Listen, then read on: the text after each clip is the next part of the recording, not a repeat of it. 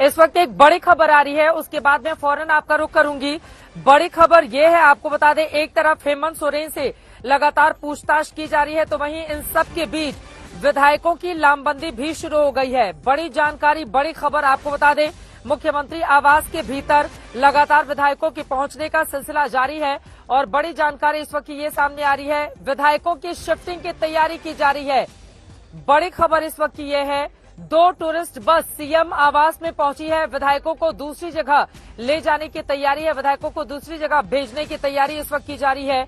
रांची में सीएम आवास पहुंची है 2 टूरिस्ट बस और जितने भी विधायक हैं सरकार के, वो सभी जिन्होंने समर्थन दे रखा है, जिसमें झारखंड मुक्ति मोर्चा के हैं, जिसमें कांग्रेस पार्टी के हैं और जिसमें एक निर्दलीय भी हैं, उन तमाम लोगों को ले जाने की तैयारी है। 2 टूरिस्ट बस में बसकर अब सवाल ये है कि किस जगह भेजा जाएगा इनको और इस तरह की नौबत क्यों आ रही है।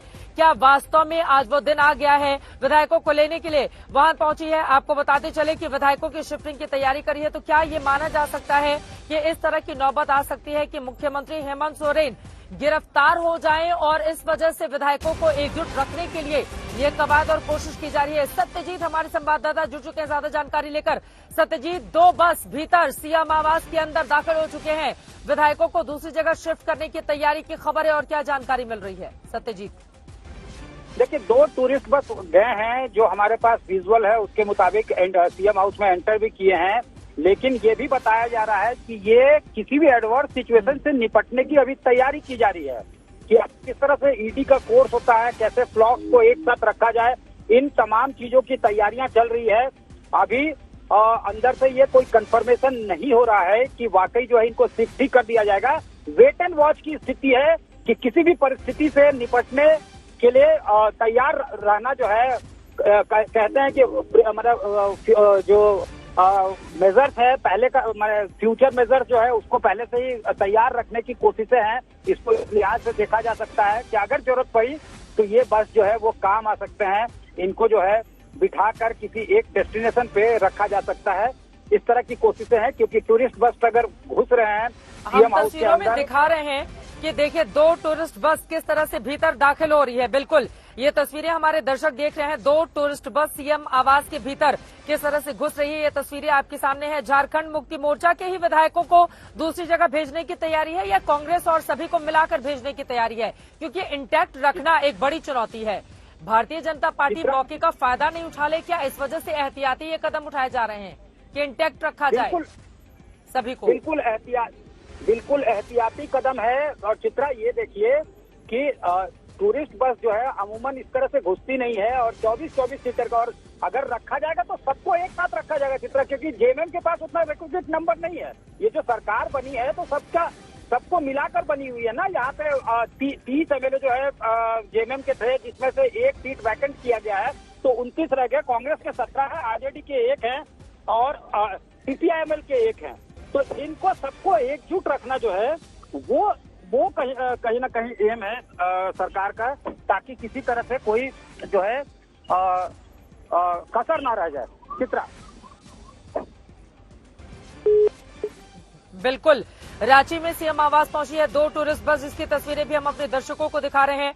आपको बताते चले कि एक तरफ झारखंड मुक्ति मोर्चा के कुल 29 विधायक हैं, 17 विधायक हैं कांग्रेस पार्टी के, बाकी जो 1-2 विधायक हैं दूसरी पार्टियों के, उन सभी को दूसरी जगह ले जाने की तैयारी है। यानी कि अगर स्थिति खराब होती है, अगर हेमंत सोरेन की गिरफ्तारी होती है, अगर विधायकों को टूटने से बचाना है, उनको इंटैक्ट रखना है, खरीद फरोख्त की स्थिति से बचाना है, इस वजह से ये तैयारी की जा रही है। जो बड़ी जानकारी, बड़ी खबर निकलकर मुझे लग रहा है अजय आलोक जी, इस पर एक आपकी टिप्पणी बहुत जरूरी हो जाती है।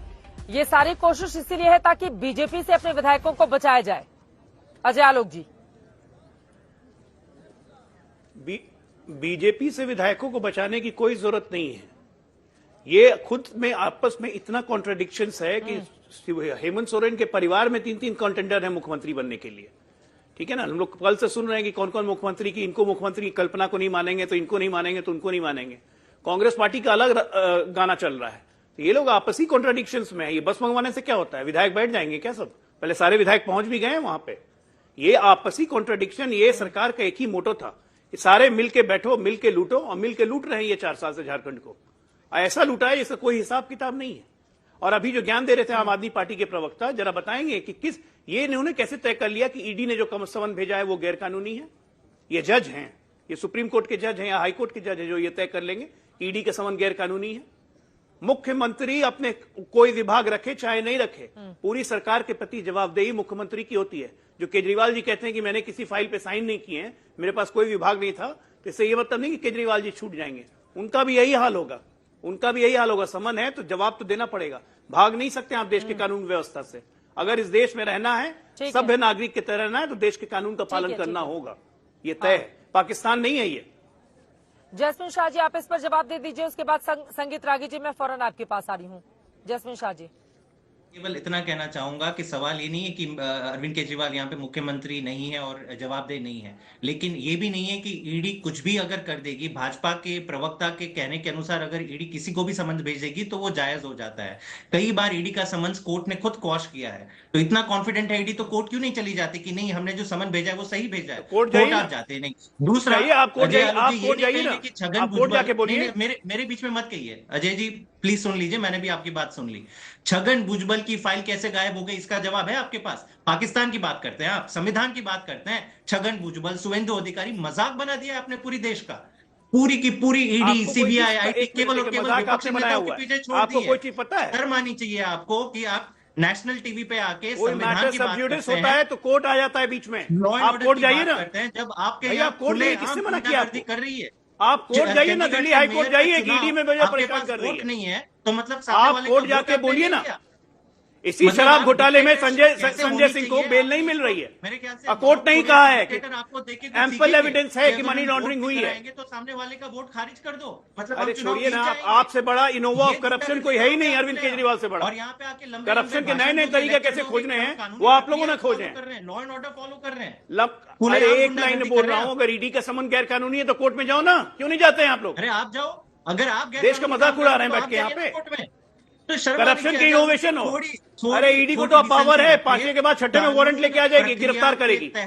अगर आम आदमी पार्टी या किसी भी नेता को कोई भी कानूनी प्रक्रिया के तहत आपको समन गया है, जवाब देना पड़ेगा। फॉलो किया है, कई सारी पूछताछ भाग नहीं सकते हैं। अगर मांगते हैं तो वो सारी चीजें दी गई है, लेकिन खुलेआम गुंडागर्दी बर्दाश्त नहीं होगी। देश संविधान से चलेगा, कानून से चलेगा। जब चाहे आपको आप किसी भी नेता को अंदर डाल दोगे, एक संविधान तोड़ने का हक आपको मिल गया। संगीत रागी जी, सवाल ये पूछे जाएंगे, ठीक है, अब तो मैं नहीं पढ़ते हैं, सवाल पर आते हैं। संगीत रागी जी, लेकिन पलटकर ये सवाल तो पूछा जाएगा ना कि जितने भी विपक्षी दलों के मुख्यमंत्री हैं, चाहे वो हेमंत सोरेन हो, चाहे वो दिल्ली के सीएम हो, चाहे दूसरी जगह ममता बनर्जी के राज्य को उठा लिया जाए या फिर अब बिहार को भी ले लिया जाए, सवाल तो पूछा जाएगा ना कि ये जो ईडी और सीबीआई है, ये विपक्षी दलों के मुख्यमंत्री या उन्हीं के बड़े नेताओं के पीछे मौजूदा वक्त में क्यों पड़ी है? क्या ये सवाल आप लोगों से नहीं पूछा जाएगा पलटकर कि सारे भ्रष्टाचार के दाग उन्हीं में क्यों नजर आ रहे हैं सत्ता पक्ष को?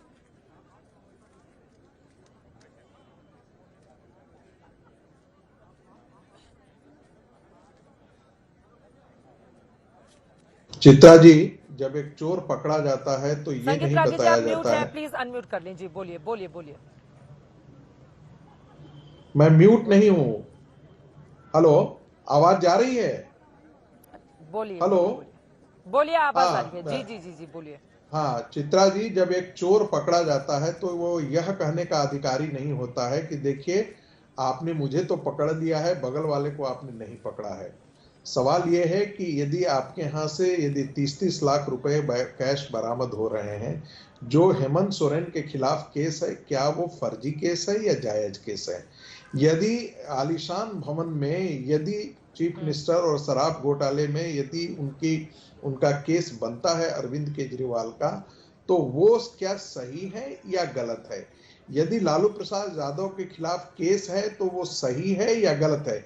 यदि इन केसेस में यदि ईडी और सीबीआई की कार्रवाई गलत है, तब आप सवाल उठा सकते हैं।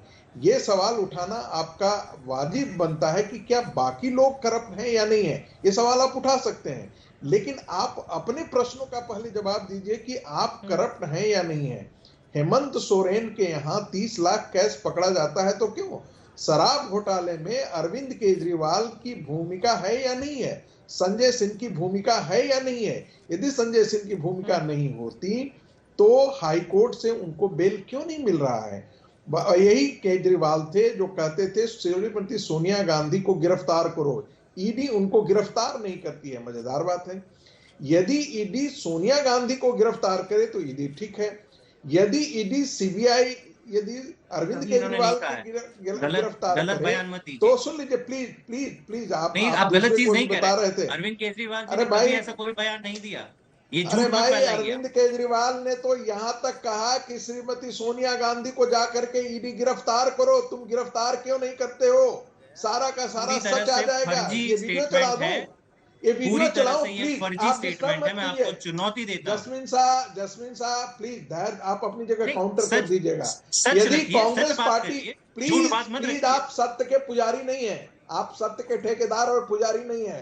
अरविंद केजरीवाल की निरंकुश राजनीति को सभी लोगों ने देखा है, किस प्रकार से एक पत्रकार के खिलाफ पंजाब में और एक कवि के खिलाफ पंजाब में किस प्रकार के एफआईआर करके गुंडागर्दी भगवंत मान सिंह की सरकार ने किया। चंडीगढ़ मेयर इलेक्शन में हुआ गुंडागर्दी नहीं है।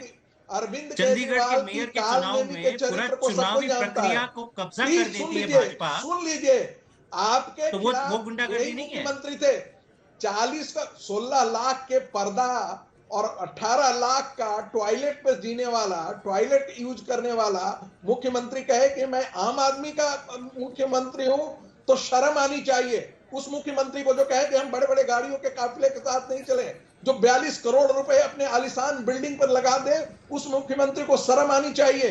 ये नैतिकता का मापदंड आप अपने शर्म आपको आनी चाहिए कि एक तौर पे ईडी और सीबीआई को पूरी तरह से सबसे भ्रष्ट लोग जो बीजेपी में शामिल हो गए उनके केस नहीं इन्वेस्टिगेट किए जाते, लेकिन बाकी सारे जो नेता एक ऐसा केस बनाया जाता है जहां पे कोई सबूत नहीं है। 2 साल से इन्वेस्टिगेशन चल रही है, एक नया रुपया नहीं मिला और आप बस विपक्षी नेताओं को जेल में जेल डाल रहे हो और आपको लगता है कि यहाँ पे बहुत ही सत्य का काम हो रहा है। शर्म उसमें आनी चाहिए कि जिस तरह से दुरुपयोग हो रहा है, इस तरह से ऑपोजिशन को खत्म करने की कोशिश की जा रही है। मोदी जी को क्यों इतना डर है? मोदी जी क्यों ऐसा लगता है कि नहीं अरविंद केजरीवाल एक एक करके अपनी बात रखेंगे, एक एक करके दोनों लोग बोलेंगे, समझ में नहीं आएगा। प्लीज एक एक करके अपनी बात रखेंगे, ठीक है।